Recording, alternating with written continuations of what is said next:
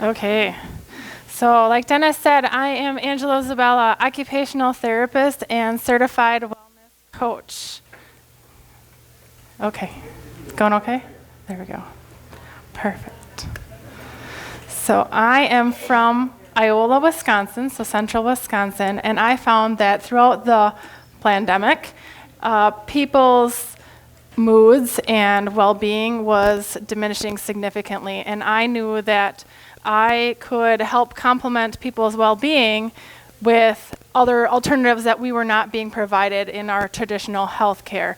So that is why I ended up creating intentional wellness coaching. I found that so many people were not getting their needs met, whether it was socially or mentally supported, or even just physically being able to get out and do the things that they wanted to, because things were shut down and we were limited in so many aspects of our life. So today I am bringing you a stress management class, because everybody's got stress. I don't care who you are, different points of your life, it does not matter. We all have it, and we need to know what we need to do to help complement our levels of stress, and how do we go about these different things as we go through our life and not let it manifest and throw off our body to the point where it manifests physical illness. What we do today will impact our tomorrow, and making little choices, even if it's just simple relaxation techniques, all of those different things help with our stress. So to start off, how many of you guys have done a meditation or any sort of relaxation techniques at some point in time in your life? Couple. Okay, so I am going to give you that experience. We're just going to do a short one today, but this is something that you may find beneficial with how your body is and how your body reacts to different stressful situations. One that I start off with for people who don't ever practice it or don't know what a meditation or relaxation is, it's just a time to calm your body, to try to eliminate the external input that we get throughout our life, and just focus on calming your body, calming your senses. Different people get anxiety, all sorts of reactions when they're stressed out. And so when you take some time to calm your body, calm your thoughts, you're able to regulate yourself, which does not allow your hormones to constantly being spiked or on overdrive. Because when you are on overdrive all the time, you actually are creating your hormones being out of whack, and when that happens, it totally affects your ability to function. So when we are stressed, we tend to be in the fight or flight mode, which raises our cortisol levels. High cortisol can lead to brain fog, forgetfulness, low libido, insomnia, irritability, slower brain and body recovery, slow cognitive processing and recall, tiredness and fatigue, increased risk of depression, bone loss, muscle weakness, thinning and weakening of our hair, skin, and nails, a weakened immune system, weight gain, infertility, low testosterone and low human growth hormone, and insulin resistance. Do any of these things sound familiar to someone that you know or yourselves? You've all heard of these type of things before, right? All these things can be affected by your level of stress and how you manage them. You can have high cortisol as a result of pituitary or adrenal gland issues, medications, elevated estrogen levels, or living in a state of perpetual stress. One of the main causes of high cortisol is being in stress all the time, or living in a stressful state more than we need to and not regulating it. So like I said, I always start my classes and my different interventions with just a little bit of relaxation. This is your time to take care of yourself and learn something new, and just feel how your body reacts. Kind of pay attention to what you're experiencing.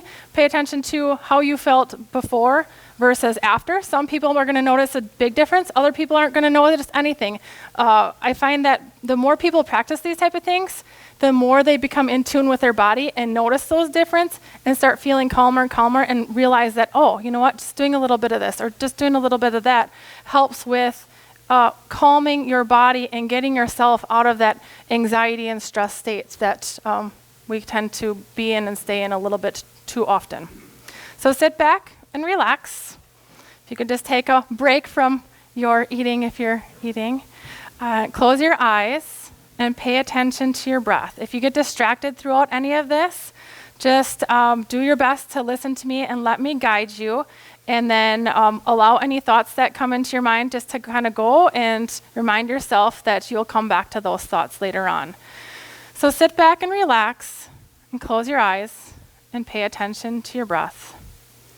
As you breathe in your nose and out your mouth, allow all the stress and tension in your body to float away. Breathe in relaxation and out any stress or tension that you're holding. Breathe in your nose, nice and deep. Breathe out your mouth, feeling your body becoming more relaxed and calm with each breath. Continue to relax and slow your breath as you do this. Breathing one more deep breath in your nose and slowly out your mouth. Now bring your hand to your chest and feel your heartbeat underneath the palm of your hand. Continue with the deep breathing in your nose and out your mouth, paying attention to the rise and fall of your chest as you continue to work on your breathing, being aware of your heartbeat coming from within. As you feel the beat of your heart, ask it what it needs. Pay attention to what your body or mind tells you and continue to breathe in your nose and out your mouth. This area of your body provides you with life, love, and rhythm. We thank it for supporting us and keeping us alive and continuing to breathe and continue to breathe in your nose as you focus on this area. Continue to keep your eyes closed and just pay a little bit more attention. Feeling that rhythm as you take nice deep breaths in your nose and out your mouth. Now we're going to transition. I'd like you to notice the chair underneath you. Start to listen to additional sounds in the room. Take another deep breath in your nose and out your mouth, exhaling slowly. When you're ready, open your eyes and examine how you feel. Anyone feel a little more calm or relaxed? Feel any difference within your body? Just telling yourself that you just need to let go of the stress and tension that you're holding. Giving yourself that permission sometimes is all that you need. A lot of times we look for external people to give us the input or the things that we need to hear. But giving ourselves that permission and allowing ourselves to let go of burdens that we don't need to be carrying are also something that we need to work on. One of the analogies I've been using lately with people is we have all these stressors in life. You know, someone says something to you, another person hurts you, this happens in your life, that happens in your life. All these things, if you put them, each one of these things onto little rocks, boulders, stones, and you took them personally and you put them in a backpack, how big and how heavy is your backpack at this point in time in your life? We don't need to be carrying this stuff. I truly feel like our job here is to learn how to release that, get rid of it, so that we don't have to have that. We can slowly work on different techniques to get rid of this thing that I've been carrying since this age, and this thing, and this thing, and this thing. And we can't even take care of that stuff if we are not aware, if we are not even realizing that we're holding on to it. So what I do with my coaching is I help people become aware of where they're at, and we work forward from there. If there's other things that you feel like you can't release or can't get rid of, and you need help with that, then that is someone else that you need to go work with. And then I filter people out from there and say, okay, this is beyond my scope. This is beyond what I am able to do. You need to seek out a person with this, or this type of experience. But being aware of where you're at and where you want to move forward definitely helps with that process, because sometimes we don't realize we're carrying something and it's just like, oh yeah, I was carrying that and I didn't even want to be carrying it. I didn't need to carry it and my body was carrying it, and well, okay, I can let go of that. And there's a lot of different techniques to do that, but it's being mindful of where we are at. And all those things are stressors on us, which can manifest into physical aches, pains, and illnesses if we are not careful with how we handle and cope with our stresses throughout our life. Any questions so far? Yeah, what about exercise? Does that get rid of stress? Sure does. We're going to go into that. Okay. I have one other one too, if you guys like that type of meditation. A really simple one that you can do when you have too much coming at you and you just don't want to deal with everything and you just need to zone out, is it's a 5, 4, 3, 2, 1 intervention, and it's find 5 things, and we can do this right now too. Five things that you see within this room. Like, what draws your attention? Just kind of look around, and what draws you? Want to shout out anything? What sparks your eye? What? Santa. There we go. Anything else? Yep. The flag caught my attention. Just seeing all your beautiful faces. So then from there, 4 things that you feel. What do you feel like on your skin? Think of, or pay attention to 4 things. So it's making you pay attention to your senses. So is it the chair underneath you? Is it the itchiness or softness of your clothes? Is it your pants touching you? Like, what do you feel when you're sitting there and being in that moment? 3 things that you hear. I hear popcorn popping or something. What's that? It's his machine. Okay. Yeah. I wondered. Yep. Just a little bit. And then sometimes something from the kitchen we're hearing, a little bit of noises. You're hearing me. 2 things that you smell. I like how everyone takes a nice big deep breath with that. I smell onion rings. Does anyone else smell that? And then the last thing is 1 thing that you taste. So what do you taste? There you go. Yep. So this is a really simple thing that you can use when life is chaotic and you're stressed out and you just need to regroup and refocus. It's paying attention to your actual senses of your body to change what you're focused on, and that allows you to step back and step out of whatever situation is stressful. Doesn't matter if you do it in the right order. You could change it around. You could say, okay, I'm going to find one of each of these senses. As long as you're taking that initiative to take that little bit of self-care and focus on getting yourself out of whatever the stressful situation or stressful moment is. Pretty doable for all of us, right? Now it's remembering when to practice it. Okay, so I always start my classes and my interventions with the definition of the topic, and today's topic is stress management. So stress is a physical, chemical, or emotional factor that causes bodily or mental tension and may be a factor in the disease causation. Management is the act of managing or to treat with care, to work upon, or try to alter for a purpose. So the purpose of being well and taking care of yourself. The intention is to be aware of our body's reaction to techniques that we feel beneficial to implement. I always like to add a couple of quotes. So here's one of them. It is not stress that kills us. It is our reaction to it. Hans Sly. Well, think about that.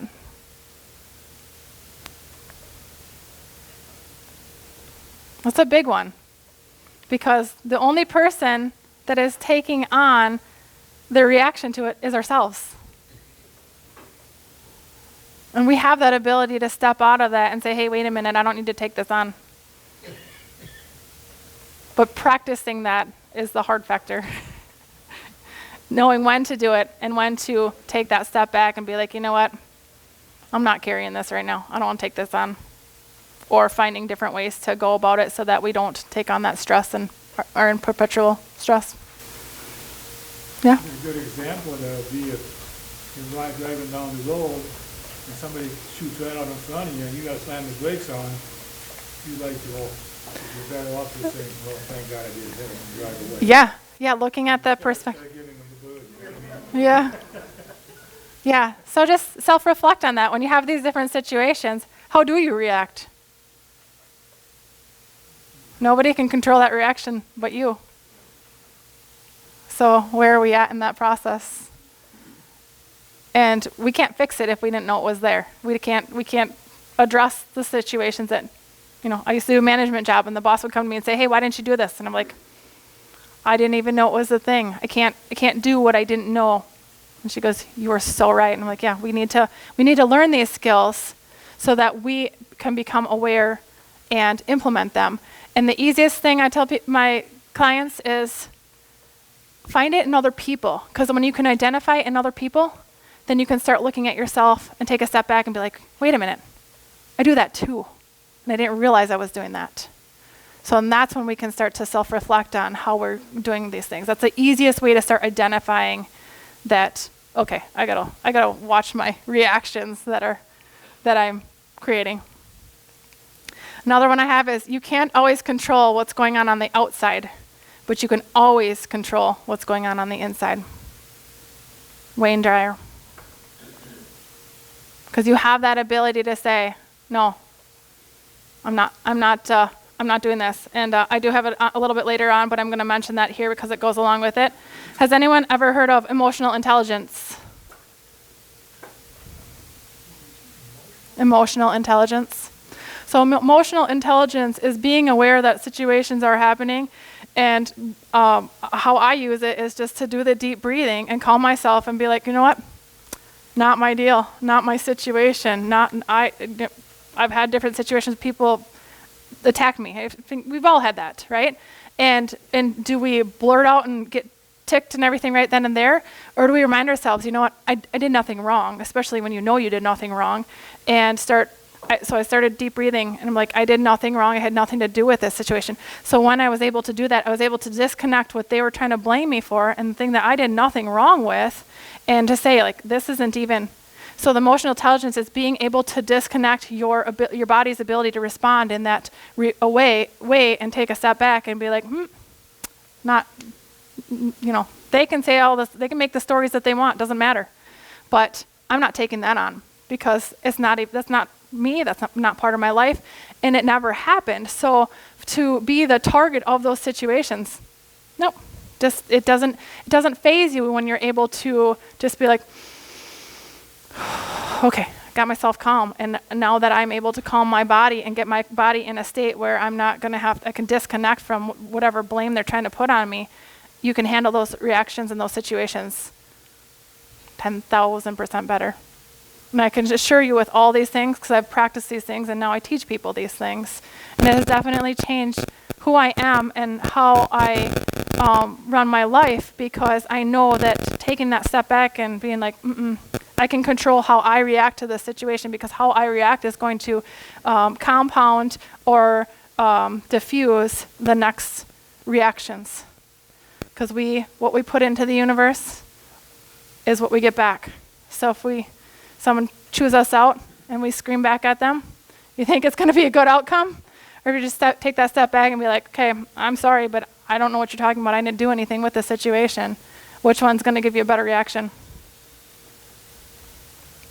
So think about that, and just how these type of things can affect, this can be family, this can be work, this can be all aspects of your life. And it can be something very simple, where someone just says, hey, why did you do this? And I'm like, oh, I don't even know what you're talking about. Or it could be a big deal. But either way, when you take that emotional component and separate it from an actual situation, you're able to handle it a lot better. Anyone have any questions or thoughts on that? Does it make sense? Yeah. Let's say I'm in a real stressful situation. Yep. I am lots of times. Yep. Sometimes I get myself out of that by just people that I just wear out. That is releasing what your that pent up energy. So I actually teach people that. Well, and that's fine as long as it's safe and it's not harming other people. It's not. I take it out on things, not people. Well, you got to be careful with that. But like I teach people, they get so pent up. I'm like, okay, get in your car and just shut the door and just scream if you need to scream. If you've got that pent up energy and your body needs to release it, it is okay because it's a healthy form of release. But if you're running and you're hitting the bottle right away, and then you know what I mean, yeah. So like. But put it into perspective. Is it something, another thing that I do with people who have that built up or I'm sick of carrying the stress, I'm sick of carrying these burdens. We've literally gone to places where there's rocks like on a river's edge or whatever, and we grab the rock and we give it a name. And for me, I just said COVID, I'm just like, and I just chucked it and I was like, oh, that feels so good. It feels so good because everything that goes along with that and everything that was there was obviously pent up in me. That's what I felt like I needed to get rid of at that moment when we went and did that thing. So there are definitely, I feel like this is, there's definitely things that can be done that allow you to release these things in a conducive manner that is still. But not for other people. Correct. Yeah, yep. Just there's a lot of different tools like that. I have good stories. If you want a ton of those, we can go into a lot of those. But other ways, just basic things, and a lot of these things you've heard before. But the next part is, are you implementing them? Are you integrating them? Are you diverting them and making excuses for yourself and then wondering why things aren't better? So stress, when not managed, leads to illness. Ways to de-stress include exercise. So exercise is critical because it allows the nervous system to get the input that we need. We need rhythm within our body and within our system.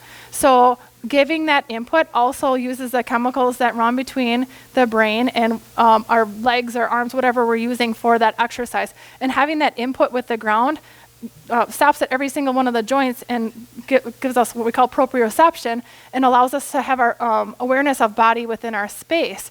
But that rhythm also helps calm us. So people not only use exercise for the rhythm of it, but there's jumping, walking, running, and then other people, because maybe they can't physically exercise or whatever, they go to drumming. Have you ever heard of people doing drumming or listening to music that has a steady beat?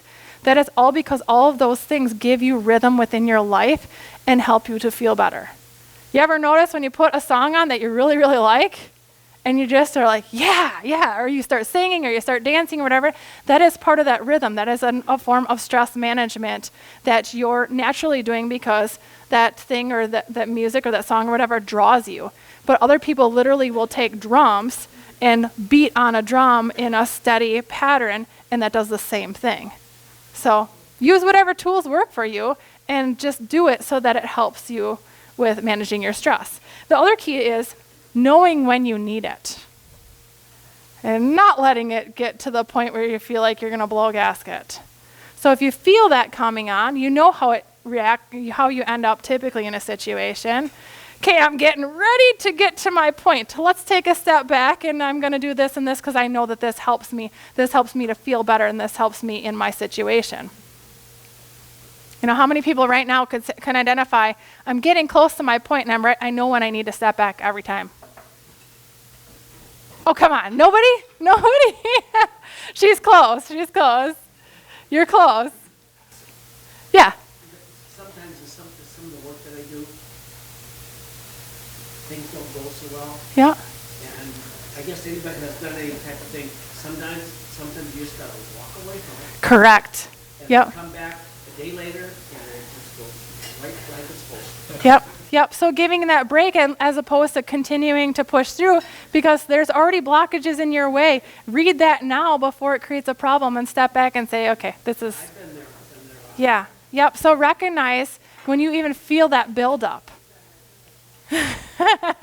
I say everybody's been there many a times. It's The people that have been work with me, well, her brother works with me sometimes, and we kind of get that same, we kind of. Yep. No worries. We'll come back to that. So another way, say that you're not physically able to get out there and do that, or you're just not feeling up to it. Contracting and relaxing your muscles is a form of stress reduction. We get energy buildup within us. And one way to decrease that stress and tension is by literally just like contracting your muscles. So go ahead, find a part of your body. This is all on your own risk, and just tighten up, tighten up, tighten up, tighten up, and then relax. And just feel how it just allows you to burn up the chemicals that you're holding up in there and that stress and holding that there, and allow it to go. And do it a few times. I know a lot of people hold a lot of stress and tension in their shoulders. And so for those people, I'm saying, okay, go ahead and shrug your shoulders up. Shrug them until you're at that point where it's like, okay, and then relax. And then when you relax, yes, take a nice deep breath as you do this. But then again, when you relax, allow them to go even lower. Now you just did that. Doesn't that feel good? Yeah. It feels amazing. When you're holding that pent-up energy and you're not giving it away to be released, you're constantly holding that stress. And when you're holding that stress, you're actually altering the way that you hold your body. And then it gets tiring, and it goes into all those symptoms and all those things. Why carry it? Just take care of it. And just remember these little tips and techniques. So continuing, this is an ongoing thing. We go through these things all the time.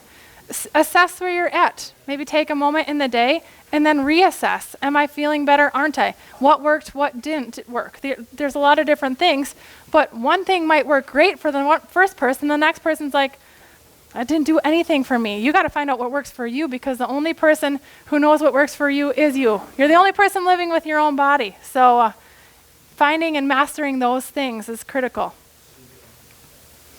Other things that we don't always think of, but definitely create and hold stress for us, is having physical things in our life that are burdensome, whether it's items or whether it's overcommitment or however it may be, working on releasing that. Like right now I'm running a clutter clearing class, and with that clutter clearing, yeah, exactly, right? I talk about how people pass stuff on to me, and it has no attachment to me. I'm not a things person. And so having these things is more a burden of like, okay, I gotta look at this thing on this shelf. I don't know what to do with it. And that's just something I gotta clean and move around. Well, that to me is stress. Why am I bringing that and allowing that into my life? Either find someone to take it or give it away or whatever it is. But constantly taking on things also is another one of those stones that we're adding into our backpack if it is creating stress for us, having things around us that is overly stimulating, or just you feel like you need to do something with this stuff. So if that's the case, start being like, you know what, this doesn't need to be in my life. I don't need this. I can move this on. I can give this to someone else. I can donate it, whatever it is, to lessen those burdens of physical things. Okay, another time, we're going to take another nice deep breath in your nose and out your mouth. Another nice deep breath in your nose and out your mouth. Anyone ready for a nap? I almost always yawn when I do this with clients.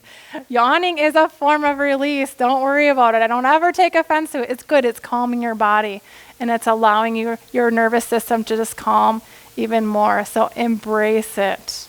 It's not a bad thing. Another thing, again, to manage stress is doing different meditations. There's tons of free ones online, but you don't even have to do that. You literally could sit there and be like, you know what? I'm going to breathe in and out my nose, just like we just did, and focus on feeling the air come in my nose and out my mouth, and in my nose and out my mouth. And you just pay attention to how the air feels. Is it warm? Is it cold? Is it dry? Is it moist? And just see how long you can do that just to calm yourself. All these things are good too for people that can't fall asleep at night, or wake up at night and now I can't fall back to sleep. Just sit there and see how long it takes you working on focusing on just the air at the tip of your nose. How long does it take you to calm down and try to fall back asleep? I did that a while back, and I was like, I woke up and was like, oh, it's morning. Like I didn't even realize. So, and it's not always that easy, but the more you practice it, it does get easy. And then I always kind of go to the point where if I'm doing this for several minutes, where it feels like it's like a half hour later or not even, 15 minutes later, and I'm not falling back asleep, maybe that's time to get up and move around and do a little bit of something. Maybe I just need to get out of bed for a little bit. But I'm still not quite at the age where that happens to me a lot, so I really don't have those issues, but those are things that you can implement because I know as you age, this can be more and more difficult. So another huge thing is getting outside. So I don't know how many of you like being outside, but you ever notice that when you're outside, people like to go camping, people like to go on walks, whatever it is, you feel better. You feel better overall. Our environment naturally calms us. So when we're under fluorescent lights and in places where there's a lot of potpourri or fake smells and all that alters our bodies. And so we need to get out in nature because it's a form of calming and cleansing of our body. Listening to music once again. And then also another thing that helps with managing stress is learning something new, starting a new project.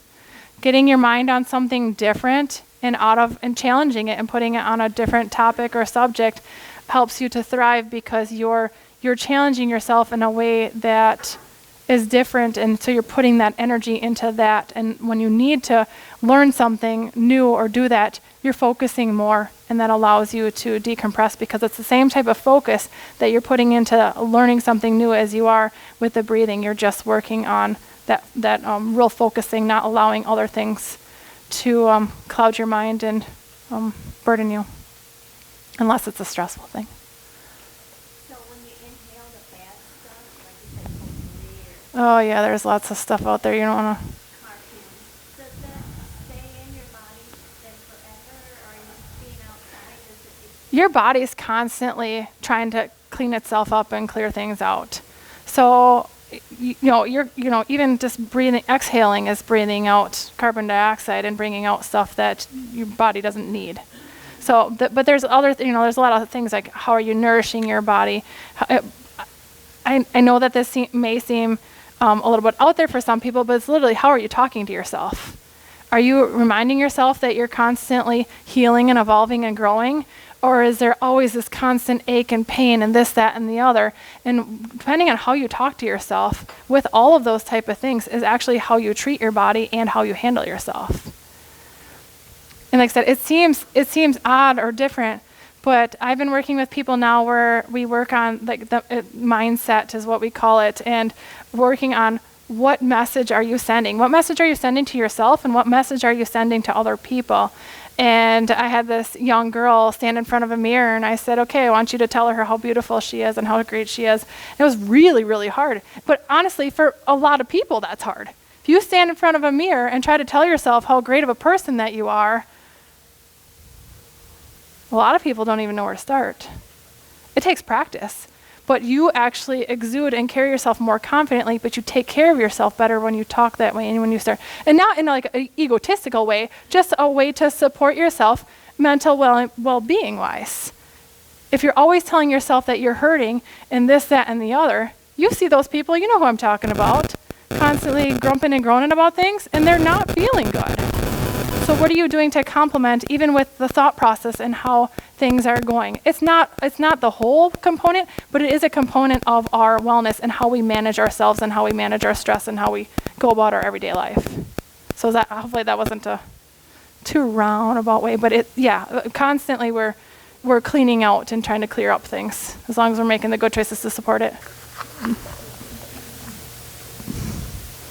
Okay. I have a little small comment. My Yeah. kids, when they like get a cut and they have a scab, they hit, and if there's something in my car, like a lid or something, they're always picking on it. I'm like, stop. I go, what bothers you that you have to hit Yeah. that thing? It's like an anxiety component, yeah. I have 3 young kids. I actually started this when my youngest was 1.5, and he's 4 now. And I was just doing all these things, and I'm like, okay, something needs to change, because just teaching our young kids how to function in stress, or someone's picking on me, this, that, or the other, I got hurt. And I started just having them stop and breathe. Okay, we're going to do 5 deep breaths together. And my kids now coach each other. Now they're getting a little bit sassy. They're getting a little bit older. Mom, I don't want to do that. I'm like, you know what? But you're going to do it when you know you need it, because you know it feels better. And they do. They coach each other. I've, in another room, hey, stop. Just do what Mama says. Just breathe. Just breathe. In, out. And it's just like, yes. But you know what? They're able to calm each other down. And that's one thing that I don't see within their friends at times, but they also now are starting to tell their friends to do that when someone gets hurt or someone does this. You're going to be okay. You just need to breathe and calm yourself down so that you can do this, or you can get up and keep playing or whatever. And teaching these skills early on is huge. One of the first articles I ever read when I started my OT career was about deep breathing and how we are born breathing through our nose. Our breathing through our mouth comes as a form of like a panic attack, anxiety type of coping mechanism. And to teach ourselves to go back to breathing in our nose and out our mouth was how we were naturally intended to be, is actually work. Yes? What about someone with asthma, though? They don't breathe that well. What are they supposed to do? I always tell people, because I've had dental hygienists tell me, well, they always tell people to breathe through their mouth. I'm like, of course. They're working in the mouth, and they're trying to get you to do, so whatever works for you. If it feels good and it works and you're able to take nice deep breaths and just remind yourself to calm down. Sometimes it's just the words that you're saying, calm, relax, breathe, whatever works for you. Because there are people with nasal passage issues and sinus concerns and whatever else. Just do what works for you so that you can calm your body. What other questions do you have for me?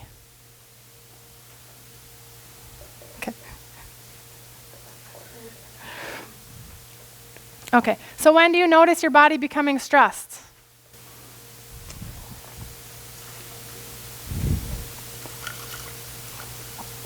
When things don't go right. Mm-hmm. That's what I do. Control factor.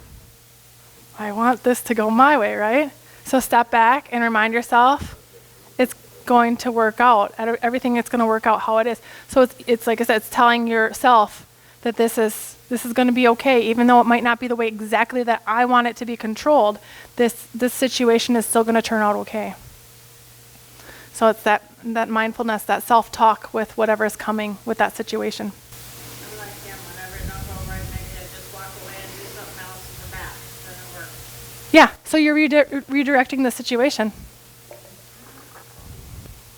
Yes? When you start to sweat. When you start to sweat. When you're nervous. Yep. Yep. So that's your body's external reaction to say, hey, calm. Breathe. Breathe. Next time I talk to you, I'm going to tell you, are you working on your breathing?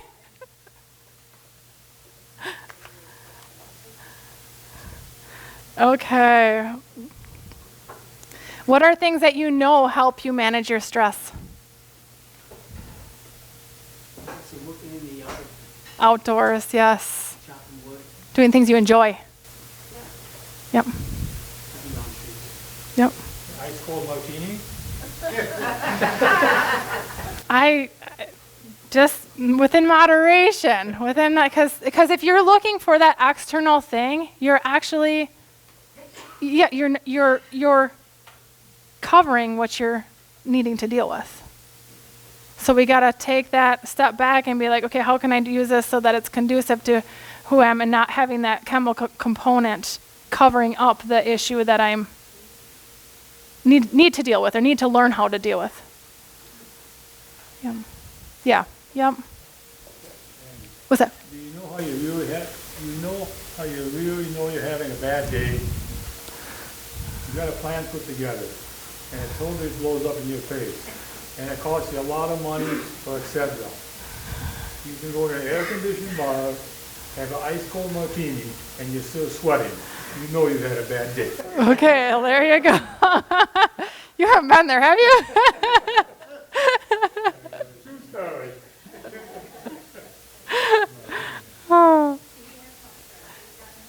So, oh, I love.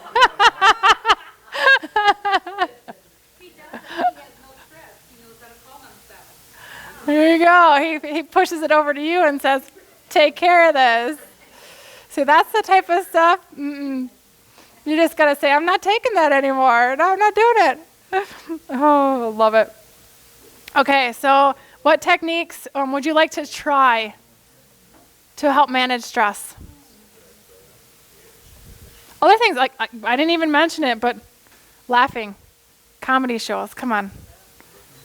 It's fun. When you find a really good one, it's fun. So if you know of any good ones, let me know, because I'm looking for ones that I could start having people join in. And like, this is one of the activities that we are going to do together, because laughing is so huge for releasing stress.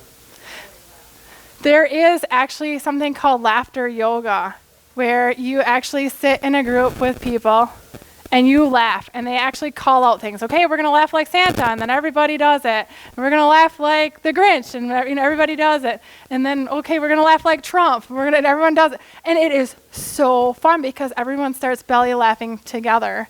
And how they interpret the laughing, and it is quite entertaining, and it's fun to do. Okay, so be mindful to your perspective, your mindset, and your self-talk, your behaviors and choices, and your values, because all of those things impact how you treat yourself and how what type of self-respect that you give yourself and how you take care of yourself. Be kind with yourself. Being hard on yourself does not make the situation any easier. For all of us type A people in here, I don't know who you are, but you know who you are. When you're hard on yourself, it only makes the situations more difficult and harder to deal with, because you're almost putting walls up in front of you saying, here, get over this hurdle, get over this hurdle, It can get a little bit rough. So just remind yourself, things are going to happen. It's going to be okay. We can't control everything in life. We tend to bring on stress that we don't necessarily need to be bringing upon ourselves. If we continue to do this, we're at a significant risk of making ourselves ill. So be mindful of that and make the choices that you need to help lighten that load and manage the stress better. So you've learned a lot of techniques tonight. Hopefully some of them have helped you. You'll be able to integrate them to be able to just start lessening the load and decreasing the chances of creating new things. Does anyone have any other questions? What's that? What about putting your trust in God? Bingo. I try to be very vague when I talk to people with this type of stuff, the universe, God, whoever, because I'm not pushing any of that type of stuff. But it really is huge. I have clients that come to my classes constantly, and they're like, you taught this class, and then we went to church and we had this, or they had this religion class recently, and it was almost every single topic that I picked for the week. I was reiterating what they learned, or they were reiterating what I taught them. So they're just like, it's amazing, because when you continue to see these messages and these signs coming at you from a couple different angles, whether it's geared towards that or not, it's reminding you, okay, keep following the path that you're meant to be on. Keep going with where you feel like you should be, what's drawing you. One of my clients said that when she went to her, they had a Wednesday group or Tuesday group, and when they were there, she goes, I noticed in the messaging that I felt like I was a gecko stuck on the wall. And then I brought up the topic for the week. I think it was like becoming unstuck or whatever.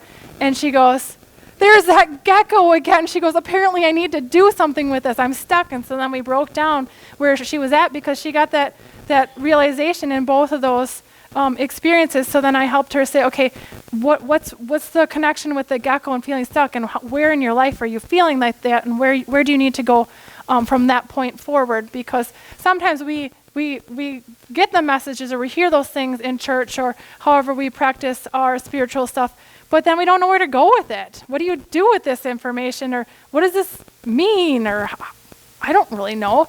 And so I have people, reflect on what messages do you need to hear from that? What is your body saying? What's your intuition saying?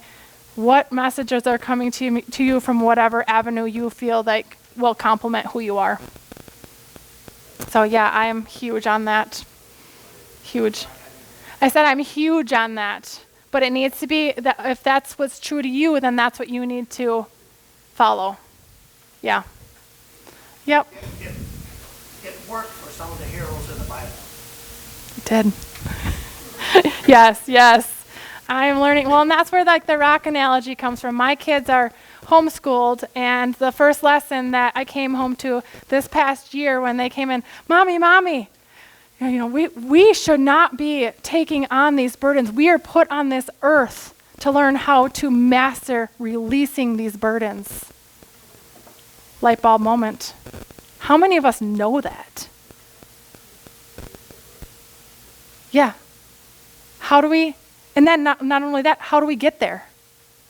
So learning these things and saying, okay, well, they gave me this tool, and I like it, and it works, so I'm going to do this. And there's this tool out there, and I like this one too. Okay, this one, I can put that one aside because that's not for me. But learning all those things and figuring out what works for you and where it works and integrating those things to follow where you need to be. So, yeah. And every little bit helps when you're taking care of yourself. I just, you touched very early on it, but you went to the side. Any comments on, if perchance we might know anybody that leans on using of adult beverages? Any comments about that, or? For people who just cope that way? Yeah, and perchance that's not, doesn't seem to be working well for them. Okay, they lean on the adult beverages. Do you have any comments, any advice on how to interact or? So there's a lot of things like, a lot of this stuff comes down to, I work with people, and if you're in that place or that person's in that place and they're ready to help themselves, then that's one thing. But if they're not ready, we can't do anything about that. We need to accept them the way that they are and accept the situation the way it is. And that's hard. It's really hard. And remembering, but then also saying, there are things that help. There's things out there. There's tools out there. There's people out there. There's the rehabs. There's all these things. But what works for one person may work for that one person, and what works for the next person may not. They might be two totally different things. I really like to go the alternative route. I have learned so much about myself and how to help with the different things that I've learned struggling-wise throughout the years because I go to alternative healing techniques. That is what's opened my eyes to this type of stuff, and it's not the typical mainstream thing. I'm okay with that. But I've learned that is what's helped me to get to be where I don't have issues. Like, I can honestly tell you that many years ago, with the way that my dad fed us, I was like almost addicted to eating. You wouldn't know that by the way that I looked, but I could eat and I could pound just about anything. I don't know if you ever noticed that, but I actually looked up for school. We had to do an assignment for addiction class, and I looked up Overeaters Anonymous. I was like, I know I can learn something from this. But they wouldn't let me in because I wasn't part of their groups, and then I ended up going to an Al-Anon group. But I was like, I didn't even know there was Overeating Anonymous, but I knew it was something that I'm sure I could qualify for because I could eat like no other. But yeah, so learning, I ended up doing some other alternative stuff, and ever since then, I don't have those same things. And even since then, I've been able to cut out my sugar cravings and all those things because I've learned different techniques. But I was at that place and ready at that point in time.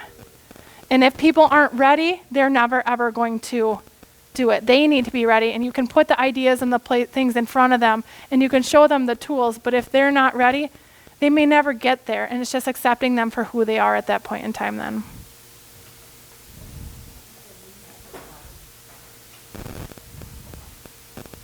And like I said, there are people that do a lot of alternative healing type of things. And if you want to talk about that on the side, we definitely can.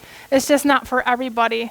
But there is a lot of different things out there. Like I have a friend right now that is doing brain spotting, and it's getting the brain wiring in the brain, and it deals with trauma. But then there's the counselors, and she actually by trade is a counselor, but she's doing this now.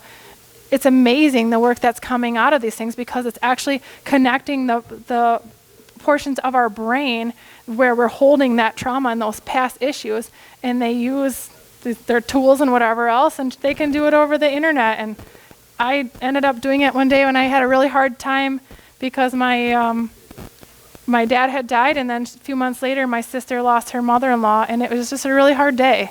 And so I called her up and I said, hey, can I try that brain spotting? It's a really, really difficult day. And so she spent an hour and a half with me, and it was just like, yeah, dealing with all this death right now was really hard. And so with that, I was able to take care of a lot of what I was holding on to with that. But that brain spotting is used for tons and tons of things.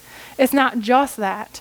My situations are superficial to a lot of people's situations, but dealing with the death of my dad and other people, and then I'm in healthcare, and so I've seen so much death over the last couple of years that to people that mattered a lot to me, and that just kind of built up. And so that was one of the tools that I used to help keep myself in a good spot, or get myself in a good spot when that was really hard.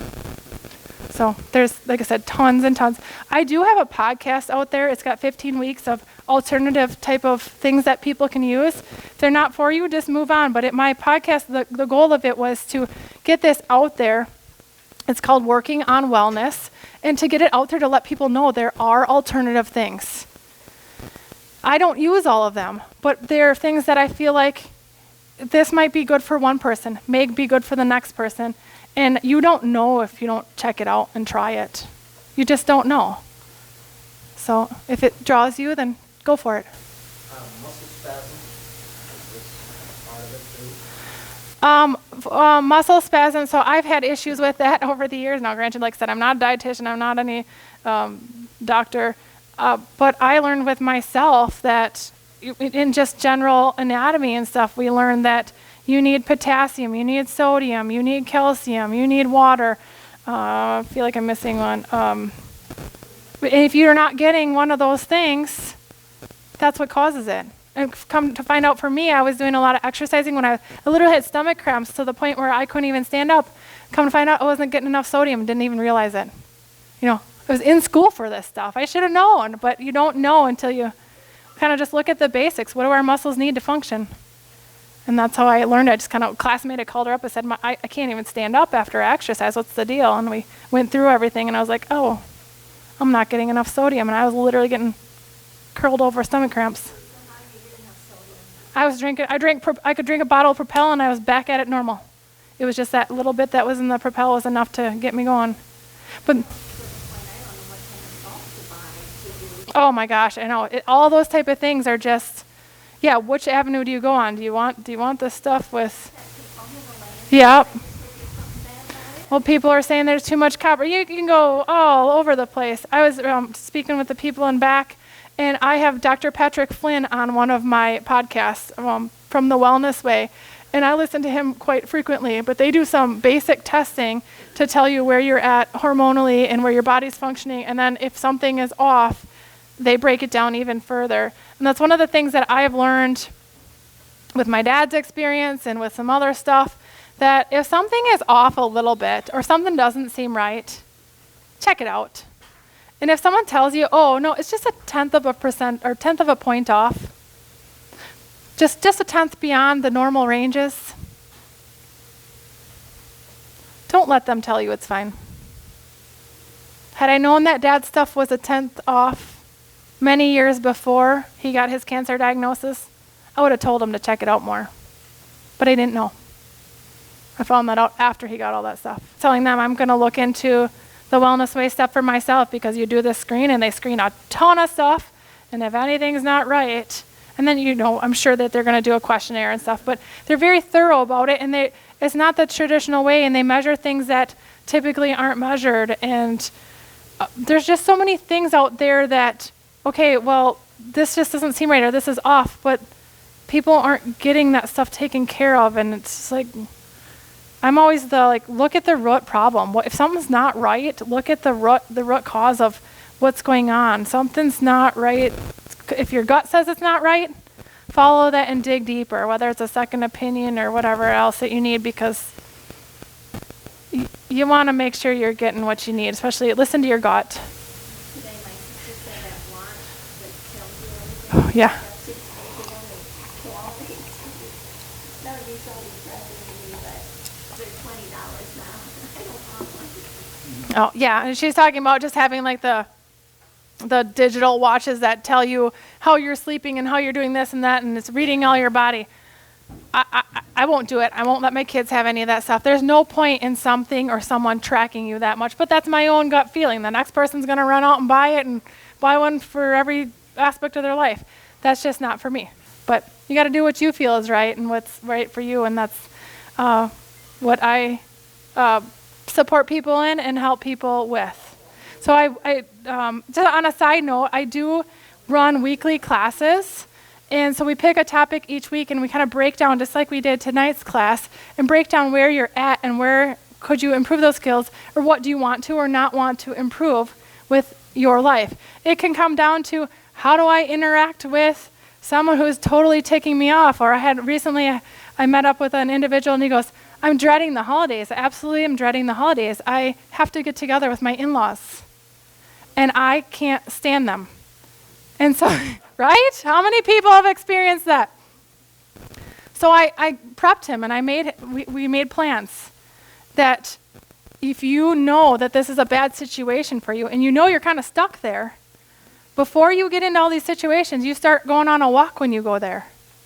So then when you get into that situation where you're just sick and you've had enough of these conversations, I'm going for a walk. And you take off. And it's not a big deal because you've kind of established it. This is my routine. This is what I do. This is what I do to not only protect myself in these situations, but this is what I do to not get involved emotionally and stress-wise in these situations. You figure out how to do these things and be tactful about it, because you know that you're taking care of your well-being if you're stepping out of the situation. And don't make it a one-off occurrence. You make it where it's a routine that when I get together with these people, lunchtime, after lunch, I'm going to go for my walk or whatever it is. Or I'm going to go take the dog out or whatever it is. But you have those ways to keep yourself sane but still be able to join in but protect yourself too. And so we made a whole plan of things that he can do, how he can react, how he can calm himself, and all that. So when he gets together for the holidays, he doesn't feel trapped and stuck and leaving there totally ticked off at the world, so that he can just function with what he needs to still respect his family and show up. So there's all different aspects. So, but back to the weekly classes. I do weekly classes, but then those are online and in person. And then I ended up turning them into a journal for people that either don't want to or can't come. Then they can just work on the journal throughout the week. And then I put a week's worth of boxes here. So your breathing, your relaxation, whether it's 5 minutes, 10 minutes, whatever it is, you check off that you did it for the day. If you want to put a number in there for how many minutes you did it, whatever you need to do to allow yourself that time to take care of yourself so that you can continue to learn and grow and take care of yourself. And so each week is something different. Like this week is dreams. Like what are you dreaming for yourself, your life, your perspective, where you're at. This one's healing, like what I need to heal in my life, what I need to work on as far as taking care of myself. And every week breaks down where you're at and things that you can work on and learn about. And then I also do relaxation retreats, some of them traveling, some of them not, but I do twice a year vacation-based retreats up in Grand Marais, Michigan, where we get together and we'll just do fun projects, and then we go on hikes, we do relaxation by the water, maybe a little bit of journaling. Every time I kind of switch it up a little bit and we find a place. I've already had some women say, okay, all four of us are going to rent this cabin and we're going to stay at this cabin and we'll join up and we're going to do a ladies' weekend and we're going to implement all these things. It's open to everyone. It's listed right now as a women's relaxation retreat, but everybody needs to incorporate things to help calm and relax yourself. So we learn the techniques there, and then I encourage them to practice it, and we can always follow up after that too. Help with that brain spotting component of things, because it helps you heal that area of the brain where you're holding that. They've got all the scientific research with it as far as neurologically where things are being held and how to work through all that stuff. There's a lot of resources out there with alternative stuff, and I'm sure she's got more stuff that she could implement too, but she's a great person to start with. Yeah. You do it on the fall moon? Yep. Well, she does that on the internet. So it's called brain spotting because they use a stick and they put an orange dot on the stick and they figure out where you're holding your trauma within your brain using your eyes. And it makes total sense to me because I use mirror therapy in my therapy, but we can actually retrain our brain using our eyes doing different things. And I've used it for pain management and I've used it for other things. So when she got trained in the brain spotting, I knew that this makes total sense. It's the same concept that I'm using to help people with strokes and pain and other conditions. And so I did it that one time because I wanted to be able to tell people what to do for it. And I was kind of at a loss with these two deaths really close together and knowing I had to do a lot that day. And so I would look into that. And I can get you the connection for that too if you want. Yeah, I just got one more question. Sure, absolutely. I'm here. So you think you could heal pain in my back?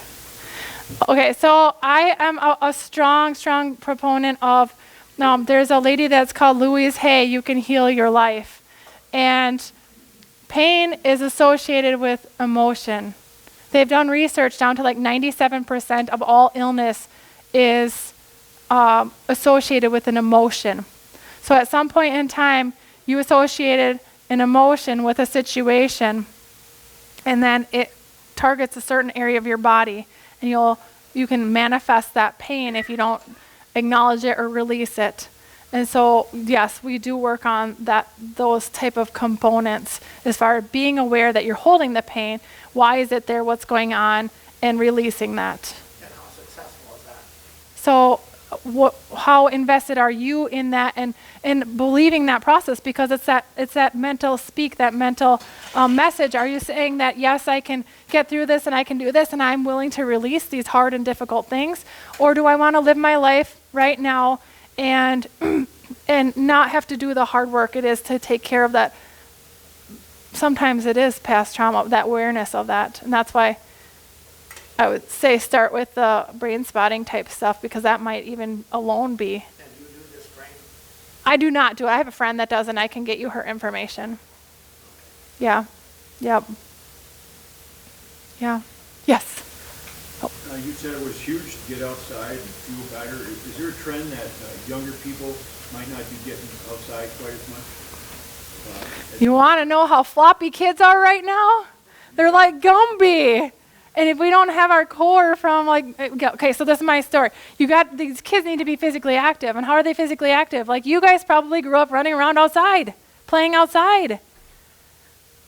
I was a stay-at-home mom for a little bit of the time. I did my therapy, then I was stay-at-home mom, and then I went back to therapy. And in that time when I was home with my kids, even though I'm OT mom, I got playground in my basement, playground in my backyard, taking my kids to swimming and whatever, just me getting them out, not part of an organization or anything, but getting them out there and making sure that they're physically active, because you have to have your core for everything. A couple of times my kids are falling off the chairs and I'm like, what the heck are they doing? Like, these are OT kids, like I don't treat my kids, but I'm giving them everything they need. And I started reading into it. Kids cannot even stay sitting on their chairs if they do not get that input, if they're not having the core stability, all of it. So they're not getting out and they're not moving. And it's huge. Now, so my kids and another family's kids, the people that we hang out with for the most part, they are a homeschool group, and we are very good about getting the kids out and about. But you can definitely see the kids that are not getting it, the ones that are sitting in front of the TV. You see the kids now that their shoulders and their neck are hunched forward? I have a rule at the house. My kids are not even allowed to be on their computer doing anything fun if they're not on their stomach, because their back muscles aren't even getting activated. Not acceptable. We're going to have little kids by the time they're teenagers looking at the floor because they can't even stand up straight. You laugh, but it's scary. You've seen how many hunched kids and young teens are out there. Or that just are not, they don't even have the ability. They're floppy. They're just, it's not okay. We're setting them up for failure because we're not even giving them the tools to be able to stand upright. So, yeah. Very passionate about all these things. Yes? Do you have cards that you can pass out to everybody? Yes, I have cards here. And yeah, I've got journals if people want journals. You can get them online too. I do have another one that I published, so you can get an online version of the other one, and then this one I'm working on getting online for a virtual version of it. Yeah, and then I also have flyers here of all my virtual pages with all the links if anyone wants that. And then I have the flyer for my Grand Marais Relaxation Retreat, which will be June 2nd through 5th of this year. And then we'll probably do one in the fall again too. And then I'm looking to get into some more local, but don't have that totally set up yet. Yes? I go to this Guttenberg pool. This was a brand new swimming pool in Guttenberg a couple of years ago. A beautiful pool. And I swim there every day if I can. And the group of people you do not see there are the kids from 12 years old to 24 years old, the single people. They are not in the pool. The kids under 12 are there, and the parents have little kids there. The rest of the group that's there that uses that pool is 30 adults that are probably over 60 years old. They take their lap swimming or exercises, walking or sitting and kicking their feet. But that 12 to 24-year-old single group of people is not in that pool. And I don't know why. They're on their phone. Exactly right. Yeah. They're not getting the exercise they need. Yeah. They'll have arthritis in their hands. It's sad. Well, that's why, yeah. I've used an iPad for work, and I get forearm pain. And we're talking back about the emotional stuff. When I feel like I'm getting overworked and overstressed, and I'm constantly holding that iPad, I get arm pain. So then I remind myself, no, it's the message that I'm sending myself. It's that I am telling myself that it is, it's a pain in this, that, and the other to have to use this device and do this. And when I change that message, I can heal this in sometimes a day, and sometimes it takes me a week depending on how deeply I ingrained it. So what message are we telling ourselves? I've had that happen with my thumb and my forearm and my wrist. But then I also change my body posture. I do a couple other things. But what message are we doing, and what are we doing to complement, to help heal? Or what are we doing to keep it? Are we going up, like I like to say? Or are we digging ourselves a hole? I made a makeshift one at home. I don't use it enough to say that it's healing or anything. But yeah, I felt so much better when I was in that heat. It was amazing. And there's some different components with that, but too, look at your posture. Yeah, well, how are you holding yourself? What message are you telling yourself if you're going to twist to do something? But that's the mental component of it.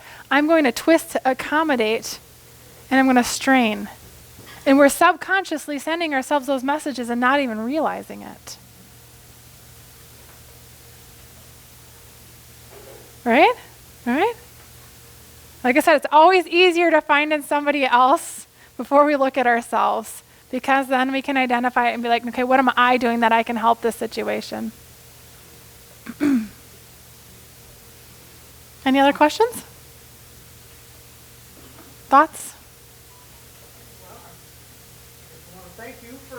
Thanks for having me. I totally appreciate it, and glad to meet everyone here.